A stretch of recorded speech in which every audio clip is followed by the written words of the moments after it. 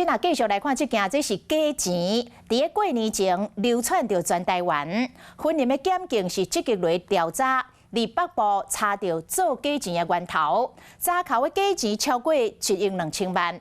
因为这个数量实在太多了，搁要出动算钱的机器来清点。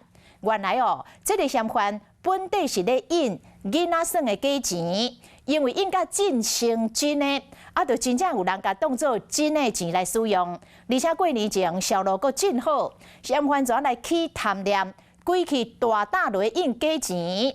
这个检警阁伫现场查到一批新版的100块的假钱，加在也未流入市面。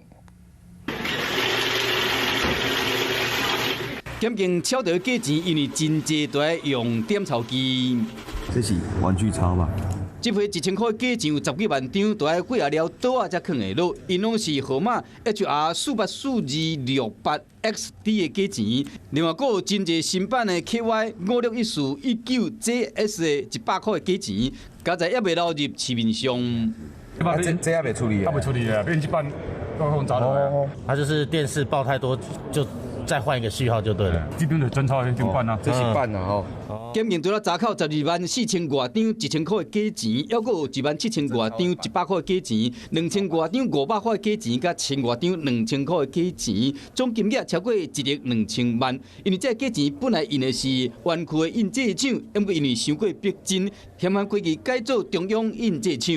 发现这个销售非常的好，所以就是在过年前就来制造这个伪钞。以后你这边都是那个货，这些货是哪边来的？那我跟那个808叫的。你跟台北的魔术店叫的。伫过年前，全台湾有真济假钱。今年1月11，婚姻有外送员收到假钱；1月13，中华夜市啊槟榔摊有收到假钱；1月14，新德槟榔摊嘛有收到假钱；1月26，嘉义有市场内嘛有收到。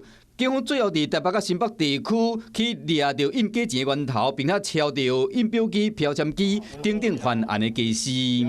涉犯妨害国币惩治条例以及刑法伪造通用货币。市面上有假钱，好真济菜市甲大头真困扰。嫌犯想要利用过年期间赚一笔啦，加在警方的卡手有够紧。Hello， 大家好，我是乃瑜，要教给大家2个任务。第一个，华视新闻的脸书专页，你按赞了吗？还有华视新闻的 YouTube 频道，赶紧订阅起来，还要记得按赞，开启小铃铛哦。